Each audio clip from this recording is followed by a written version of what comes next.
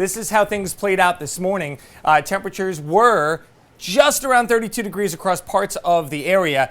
See that blue color creeping down here by about 6:30 is where we typically hit our low temperatures. And yeah, just a sliver of Rhode Island was in that. Really not a whole lot of the rural areas in Southeast Mass. So that was some really, really good news here as we take a little bit of a closer look in.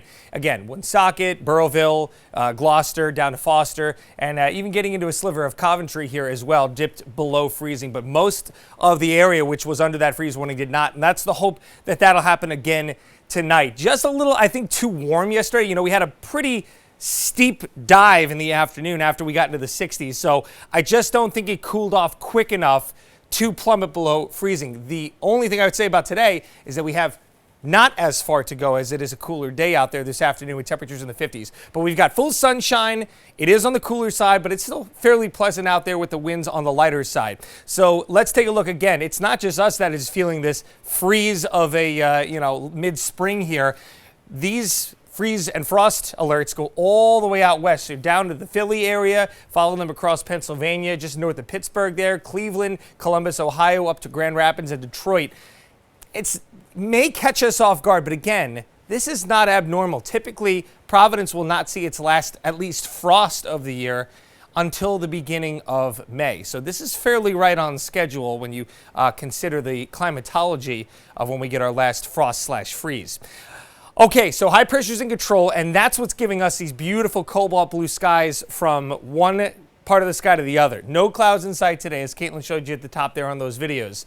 As we go into the next couple of days, we're going to finally start to see some clouds drifting back in here. But again, high pressure remains in control for Friday. There is a warm front that's going to push some high and mid-level clouds in late in the day on Saturday.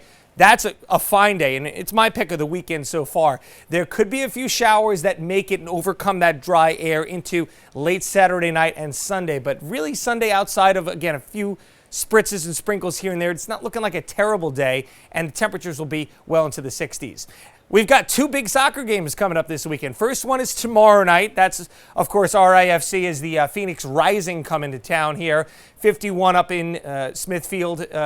Winds will be very light, so even though this is a chilly game, it's not going to be super uncomfortable, but you need some sort of jacket for sure. We'll be at 47 as we enter into the second half. And then the big one up at Gillette on Saturday evening, same time, 7:30.